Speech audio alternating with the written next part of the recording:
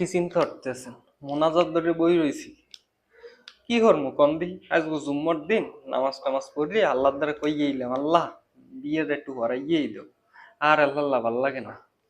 এই যে সবাই দেখি এই পোলাপান একটু একটু পোলাপান টাইম করে বিয়ে হরি হালাই। আর মুই তো প্রেমও করতে পারি না আর বিয়েও করতে পারি না। এই যে আল্লাহকে অনেক কইছি, আল্লাহ তুমি বিয়েটা হরাইয়ে দাও।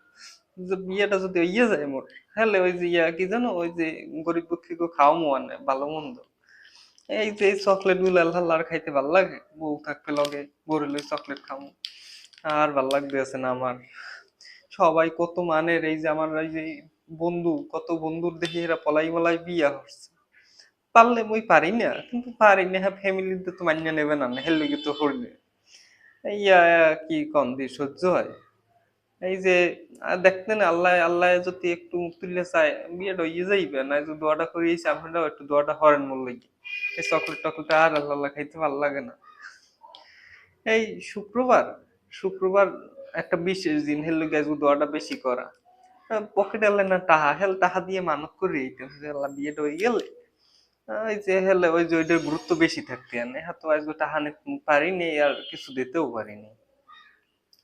এই বিয়ে স্যার আল্লাহ এই যে ঘুমান যায় কোন দিয়ে, এই যে একটা রুম লইয়ে থাকি, এই রুমটার মধ্যে আল্লাহ ঘুমাইতে আর ভাল লাগে না। এই সকালে ওই যে উপোস থাই, বিয়েলে উপোস, রাইতে উপোস, বউ থাকলে ভালো মন্দ খাও না, আরে কত কি আর সহ্য হইতে আছে না। আমরা মনে একটু দোয়াটা হরেন হরেন বিয়েটা হইয়া যাও, মুইও শান্তিতে থাকি আপনারাও শান্তিতে থাকেন।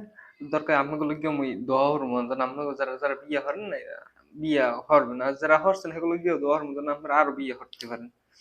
আপনাকে ওই যে এই যে বংশ বিস্তার করার লাগে যেন বেশি প্রসারিত হয় বংশ, এর লাগে আরো যেন বিয়ে হরতে পারে, এর লাগে দোয়া হরমান। এখন আপনার আগে মোর লাগে হইলেন কেন, মুই তো এককালে একবারে অবিবাহিত, এখন পর্যন্ত বিয়ের স্বাদ নিতে পারি নাই তো। বিয়ের স্বাদ নিউ কেমনে? এবার পরিবার ফেরা তো বোঝে না, এই যে কষ্ট বোঝে না বোঝে না। এই মাইয়ে কত, এই রাস্তায় যে কত সুন্দর সুন্দর মাইয়ে গো দেখি, দেখিয়া চোখ না মান্য ছাড়া তো কোনো উপায় নাই। হে গো দেখা যায় বিকা গো, হে গো কেউ হচ্ছে গার্লফ্রেন্ড, কেউ আবার বিবাহিত, তাও চাইয়ে থেকে লাভ কি? এই জন্য চাইও না এখন আর বেশি।